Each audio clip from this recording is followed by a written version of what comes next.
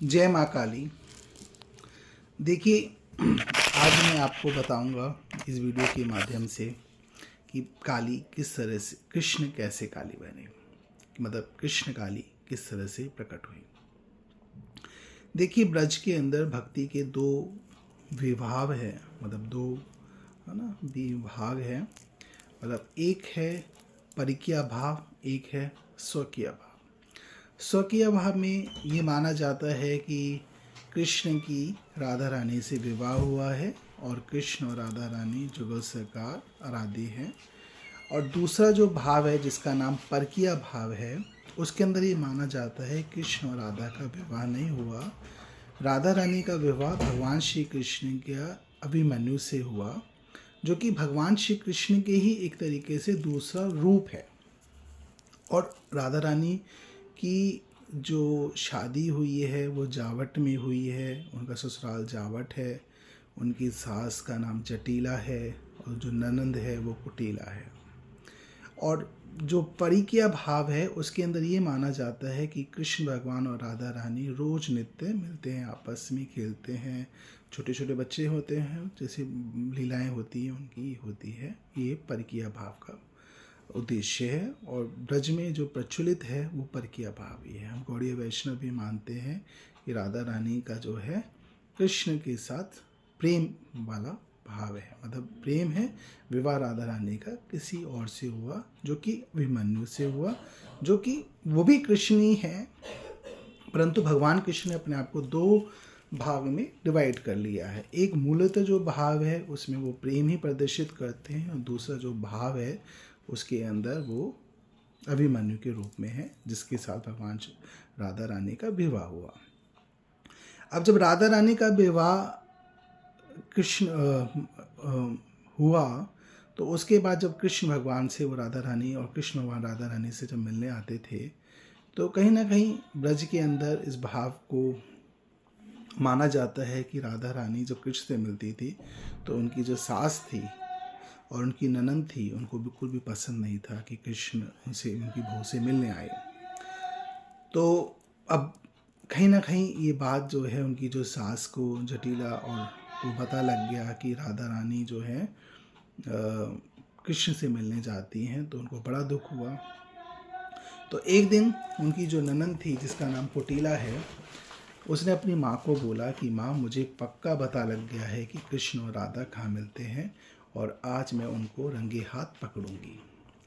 तो जब राधा रानी की जो ननंद है, उन्होंने अपनी जो मदर को, मतलब अपनी माँ को बोला, तो उन्होंने कहा ठीक है चलो हम चलते हैं, आज उनको रंगे हाथ पकड़ते हैं।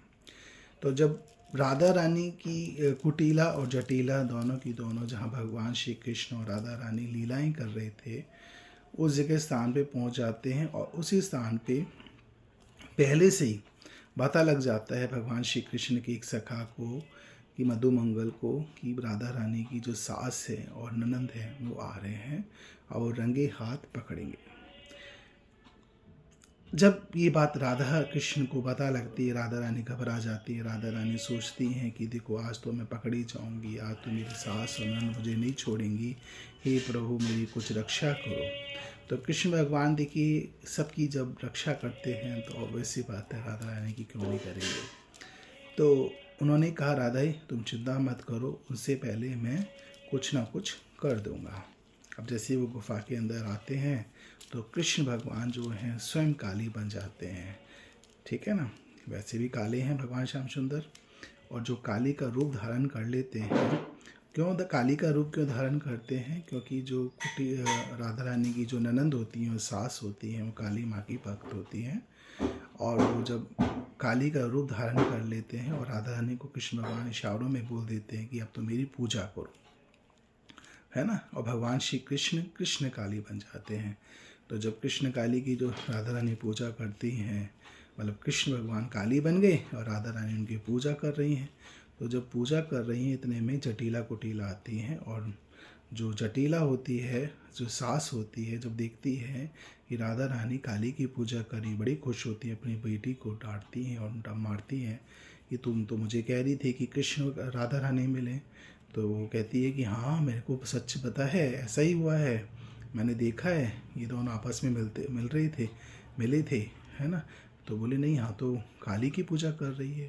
तो राधा रानी अपनी सास को कहती है, माँ कुछ बात है, कुछ चाहिए आपको, आपने कुछ बुला रहे हैं। बोले नहीं नहीं बेटी, तुम पूजा करो। इतने में जो काली के रूप में जो कृष्ण होते हैं वो कहते हैं, हाँ जटिला, हाँ कुटिला, कैसे आना हुआ। बोली हमें ऐसे पता लगा कि कृष्ण मिलने आए हैं। बोली तुम अपने कृष्ण ही बोलते हैं कि मेरी जो बहू है, मुझे ऐसा लगा वो कृष्ण मिलने आई है, पर यहाँ तो मैंने देखा ये आपकी आराधना करती हैं। तो काली माँ कहती मैं नाराज हो जाऊँगी, और तुम ऐसे मत बोलो, ये तो मेरी बहुत बड़ी भक्त है और ये रोज़ मुझसे पूजा करने आती है, और अगर तुमने इसको अगर परेशानी करोगे और ये अगर इसको पूजा करने नहीं आने दोगे अकेले, तो मैं तुम्हारे बेटे को मार दूंगी। अब जो कोई भी माँ है ये सब भाव तो नहीं सुन सकती।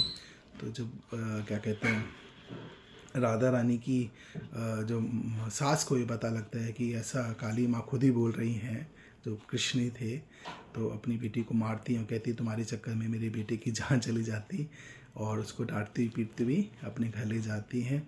और राधा रानी को कहती हैं, बहू तुम कितनी भी देर तक काली माँ की पूजा करो, आज तक काली माँ कभी नहीं बोली मेरे से, पर तेरी वजह से मुझे बोली है, और तुम इनकी जितनी भी आराधना करो, मुझे इसमें कोई दिक्कत नहीं है। और इस तरह से भगवान श्री कृष्ण ने अपनी रानी के लिए काली का अवतार ले लिया, इसलिए उनको कृष्ण काली कहते हैं। हरे कृष्णा, जय माँ काली।